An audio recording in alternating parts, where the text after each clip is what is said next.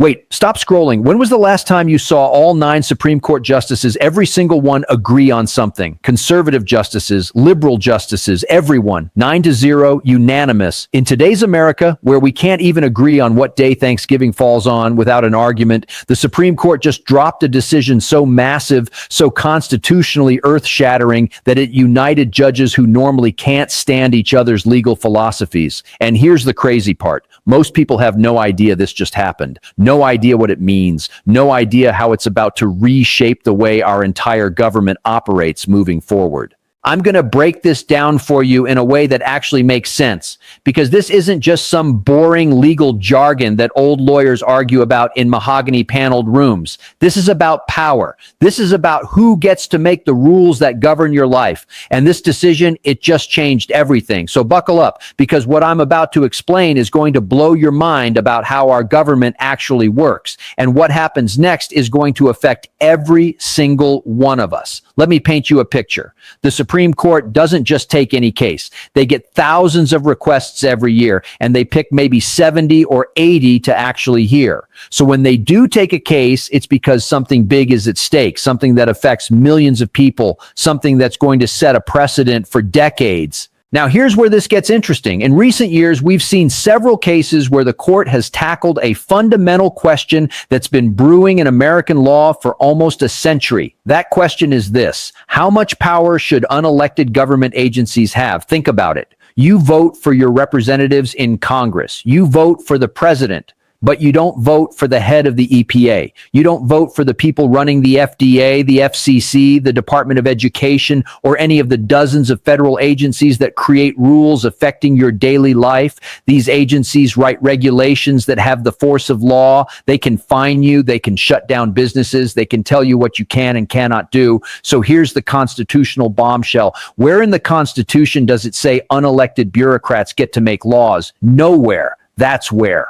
Article 1 of the Constitution is crystal clear. It says, all legislative powers herein granted shall be vested in a Congress of the United States, not in agencies, not in departments, in Congress, the people you actually vote for. But over the past 90 years, something weird happened. Congress started passing vague laws and then telling agencies, hey, you figure out the details. And those agencies started writing thousands and thousands of pages of regulations. We're talking rules about everything from what kind of light bulbs you can buy to how much carbon dioxide a factory can emit. Real laws with real penalties, except they weren't written by Congress. The legal doctrine that allowed this was called Chevron deference. Stay with me here, because this is the key to understanding everything. Back in 1984, the Supreme Court ruled in a case called Chevron versus Natural Resources Defense Council that when a law is ambiguous, courts should defer to the agency's interpretation.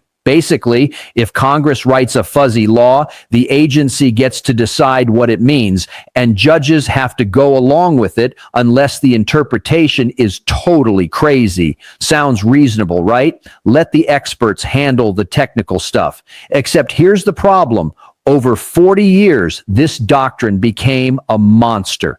Agencies started interpreting laws in ways Congress never intended. They'd stretch and twist the words to grab more power, and courts would just shrug and say, well, Chevron deference says we have to let them do it.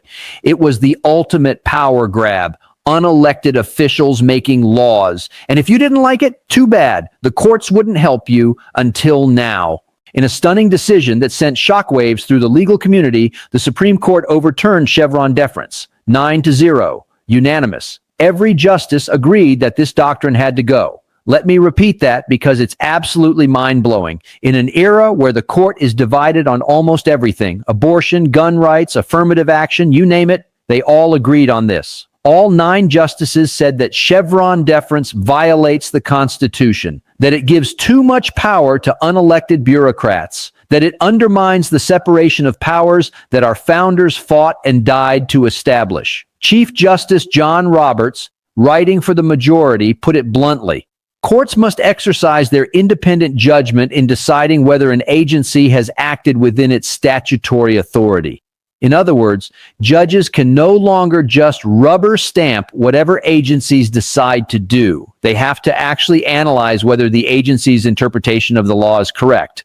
This is massive. This is a complete reset of how federal power works in America. Okay, so why should you care? Why does this abstract legal doctrine matter to your actual life? Let me break it down with some real numbers that'll make your jaw drop. The Federal Register, that's where all new regulations get published, runs about 80,000 pages every single year. 80,000 pages of new rules. Compare that to Congress, which passes maybe 300 to 400 pages of actual laws annually. Think about that ratio. For every 1 page of law that your elected representatives pass, unelected agencies are cranking out 200 pages of regulations. Here's another shocking stat. There are roughly 300,000 federal crimes on the books right now. 300,000 ways the government can prosecute you. But here's the kicker. Most of them aren't actually in laws passed by Congress. They're buried in agency regulations. You could be breaking a federal crime right now and have absolutely no idea because it's hidden in some obscure regulation written by a bureaucrat you've never heard of. This is what legal scholars call the administrative state.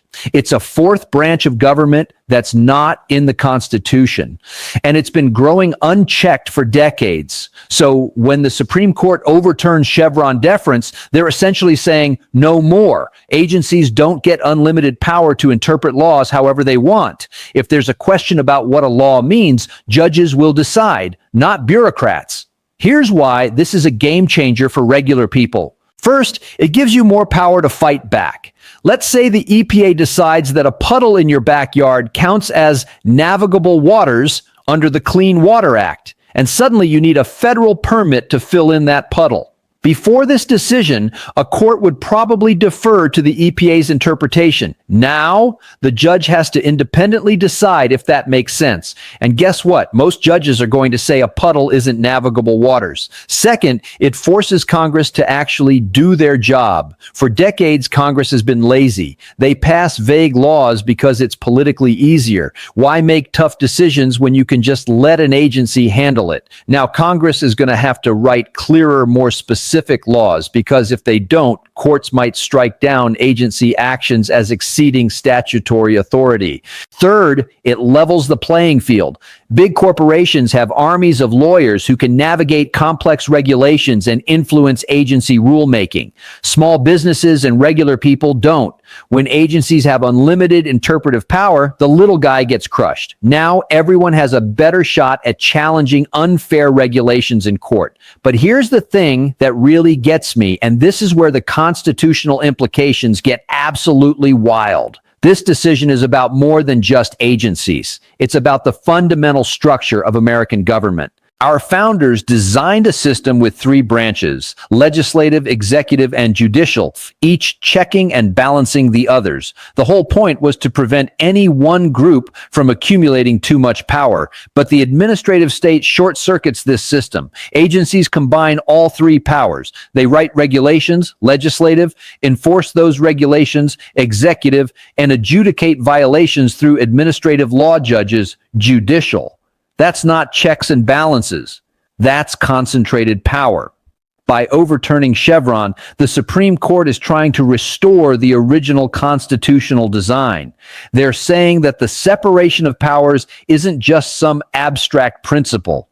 It's the foundation of American liberty. When you allow unelected agencies to wield legislative, executive, and judicial power simultaneously, you're creating exactly the kind of tyranny the founders warned us about, and every single justice agreed with this reasoning, 9-0. Let that sink in. Let me give you some concrete examples of how Chevron deference has been used and abused over the past 40 years. These aren't hypotheticals. These are real cases involving real people. Example 1. The fisherman who went to prison. There was a case involving a commercial fisherman named John Yates. He caught some undersized red grouper, which is illegal under fishing regulations.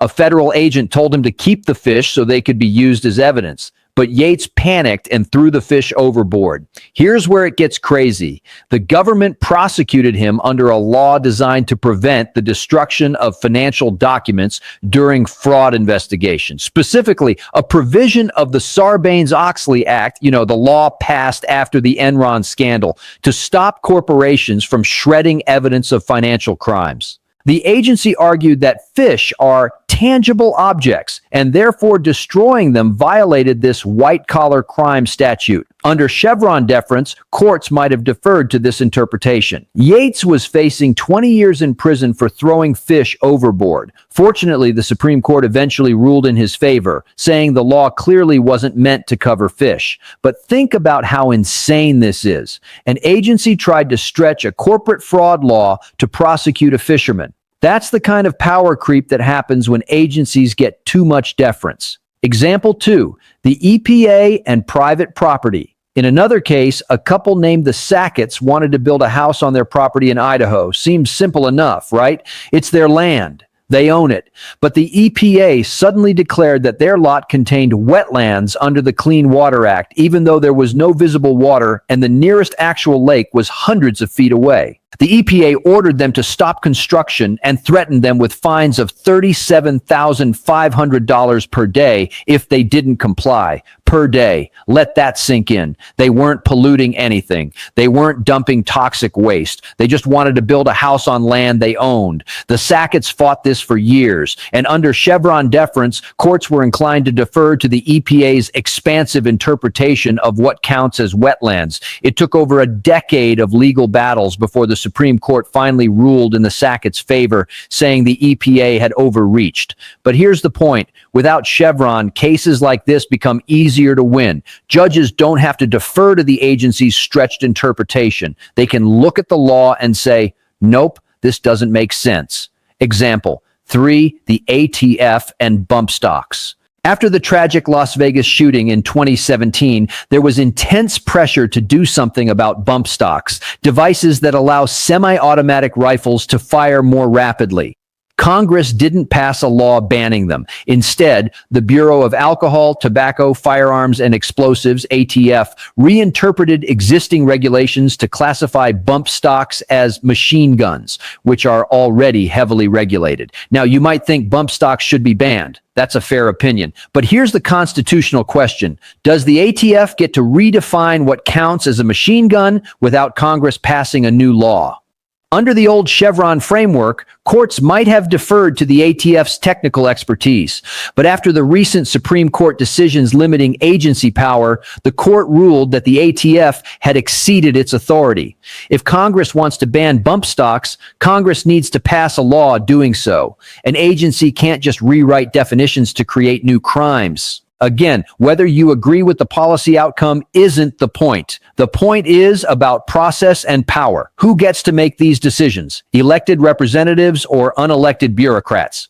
Example 4, the Department of Labor and independent contractors. Here's one that affects millions of people in the gig economy. Various federal agencies have issued rules about who counts as an employee versus an independent contractor. This matters because employees get minimum wage protections, overtime benefits, and other legal protections. Independent contractors don't. Companies like Uber, DoorDash, and freelance platforms argue their workers are independent contractors. Agencies like the Department of Labor have tried to reclassify them as employees through regulatory interpretation. Under Chevron deference, courts would defer to the agency's interpretation of employment law. But now, courts have to independently analyze whether the agency's interpretation is correct. This could mean more freedom for gig workers who want to stay independent, or it could mean Congress has to pass clear legislation defining these relationships. Either way, the decision isn't being made by unelected bureaucrats anymore.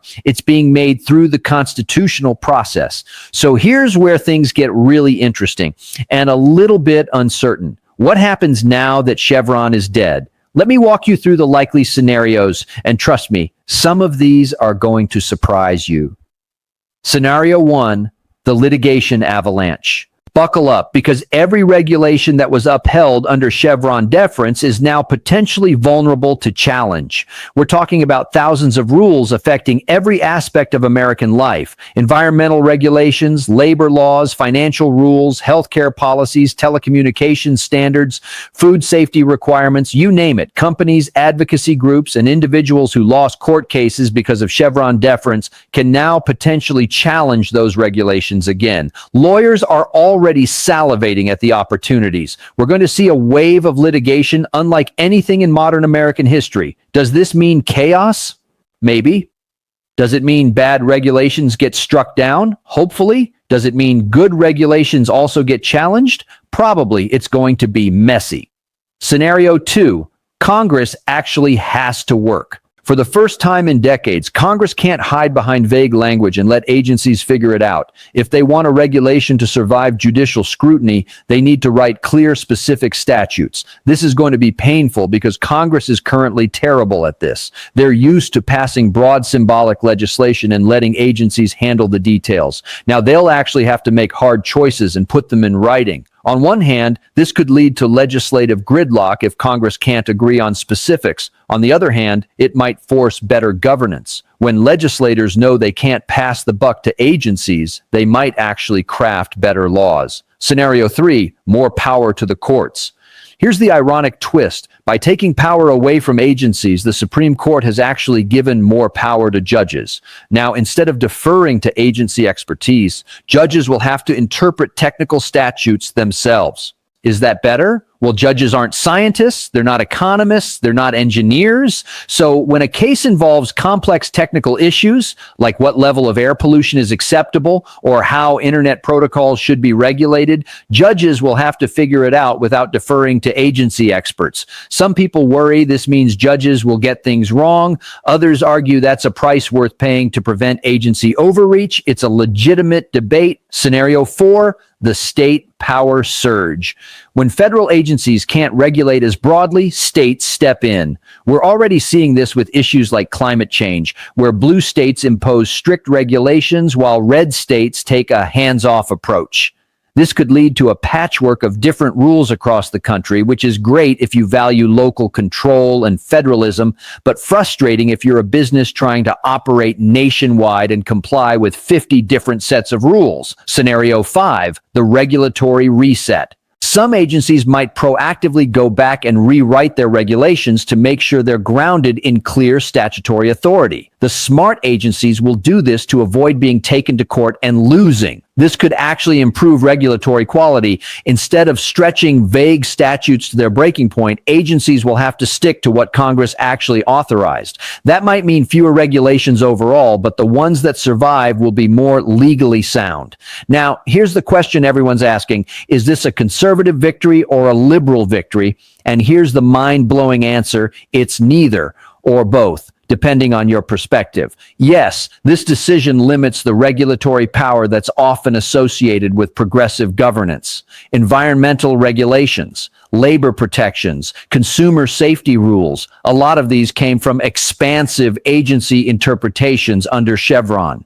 But here's what conservatives might not be celebrating. Conservative agencies can also overreach. The ATF reinterpreting gun regulations, ICE interpreting immigration law broadly, the DEA expanding drug enforcement. Those agencies don't get Chevron deference anymore either. This decision is ideologically neutral. It's not about left or right. It's about structure. It's about who gets to make decisions and how. That's why the vote was 9-0. Every justice, regardless of their political leanings, agreed that Chevron had distorted the constitutional framework.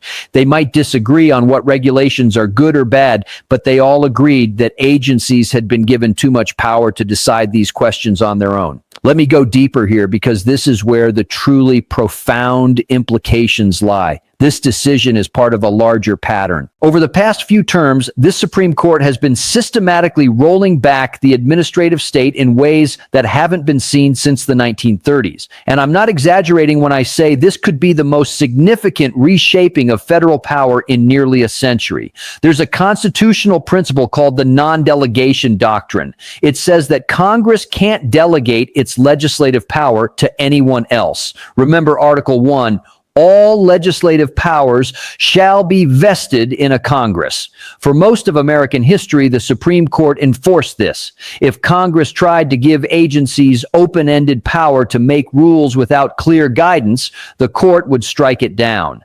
But starting in the New Deal era, the 1930s and 1940s, the court basically stopped enforcing this doctrine. They let Congress delegate broad authority to agencies as long as there was some intelligible principle guiding the agency's discretion. And that standard became so loose that it was basically meaningless. Fast forward to today, several Supreme Court justices have signaled they want to revive the non-delegation doctrine. They've hinted in recent opinions that the current system gives agencies too much legislative power. If the court goes down this road, we're talking about a constitutional revolution. Hundreds of statutes could be vulnerable to challenge because they delegate too much power without sufficient guidance. The court has also been developing something called the major questions doctrine.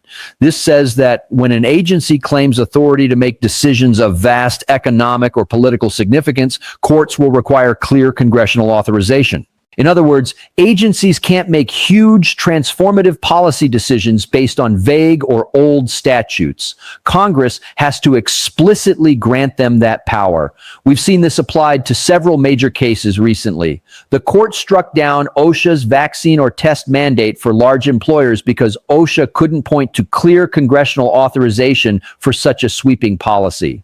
The court blocked the EPA's Clean Power Plan because Congress never explicitly authorized the EPA to restructure the entire energy sector. The court struck down the Biden administration's student loan forgiveness program because Congress never gave the Department of Education authority to cancel hundreds of billions in debt. See the pattern? Major policy decisions require explicit congressional authorization. Agencies can't just discover new powers in old statutes. Combined with the death of Chevron, this is a 1-2 punch limiting agency power. First, agencies don't get deference in interpreting statutes. Second, if the question is major, they need crystal clear authorization. Here's where I need you to really think about what's at stake. This isn't just legal wonkery. This is about the most fundamental question in any democracy. Who decides? For nearly a century, the answer has increasingly been unelected experts in federal agencies. Congress passes vague laws, agencies fill in the details,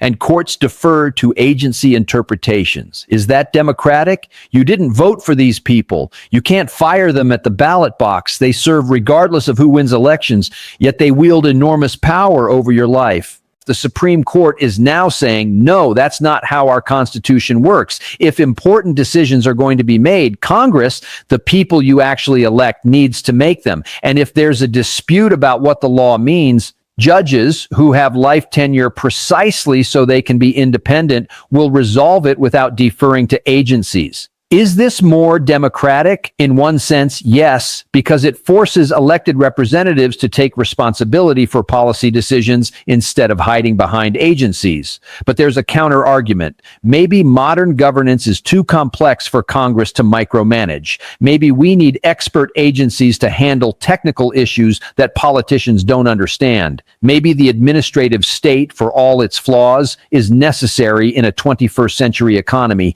This is the debate we need to have as a country, and it's a debate that's just beginning. Let me take you back in time because you can't understand where we're going without knowing where we've been. The administrative state didn't exist for most of American history. In the 1800s, the federal government was tiny. It delivered the mail, ran the military, collected tariffs, and not much else. There were no federal agencies regulating your business, your food, your drugs, your workplace, or your environment. Then came the progressive era in the early 1900s. Reformers looked at industrialization, the robber barons, the monopolies, the terrible working conditions, the contaminated food, and said, we need government to fix this. So they created agencies, the Interstate Commerce Commission to regulate railroads, the Food and Drug Administration to ensure food safety, and so on. Then came the New Deal in the 1930s. The Great Depression convinced many Americans that we needed a much bigger federal government to manage the economy and provide a safety net. President Franklin Roosevelt created dozens of new agencies, the SEC, the NLRB, the FCC, Social Security, and more. The Supreme Court initially resisted, striking down several New Deal programs as unconstitutional. But after Roosevelt threatened to pack the court with additional justices who would uphold his programs, the court backed down in what historians call the switch in time that saved nine. From that point forward, the court basically stopped enforcing limits on federal power. They let Congress delegate broad authority to agencies. They let agencies combine legislative, executive, and judicial functions. They created Chevron deference. And for 90 years, the administrative state grew and grew and grew, not because of any conscious decision by the American people, but because it was politically convenient for everyone involved. Presidents loved it because they could pursue their agendas through agency action instead of convincing Congress. Congress loved it because they could take credit for passing feel-good legislation without having to make tough decisions about details. Agencies loved it because they accumulated power and prestige. The only losers? Regular people who had to comply with an ever-growing mountain of regulations they had no say in creating. Now, here we are in 2026, and the Supreme Court has decided enough. We're going back to the original constitutional design. Separation of powers matters. Democratic accountability matters. Limited government matters. This is a profound historical moment. We're witnessing a constitutional course correction that's been building for decades. All right, let's bring this home with practical takeaways. What do you actually need to know? How does this affect you? If you're a business owner or entrepreneur, you now have a much better chance of successfully challenging regulations that you think are unreasonable or that stretch statutory authority. Before, courts would defer to the agency. Now they'll independently evaluate whether the agency's interpretation makes sense. This doesn't mean you'll automatically win, but you've got a fairer fight. If you're concerned about government overreach, this is a massive victory. Agencies can no longer claim unlimited authority to interpret statutes however they want. There are real limits now enforced by courts. If you support strong regulation, you should be worried, but not panicked. Good regulations that are clearly authorized by statute will survive, but regulations that were always stretches, that relied on creative interpretations of vague laws, are vulnerable. The solution is to pressure Congress to pass clear, specific statutes authorizing the regulations you care about. If you're a voter, pay attention to what your representatives in Congress do with this new responsibility. Are they stepping up and passing clear, well-crafted legislation, or are they continuing to punt tough decisions? This is on them now.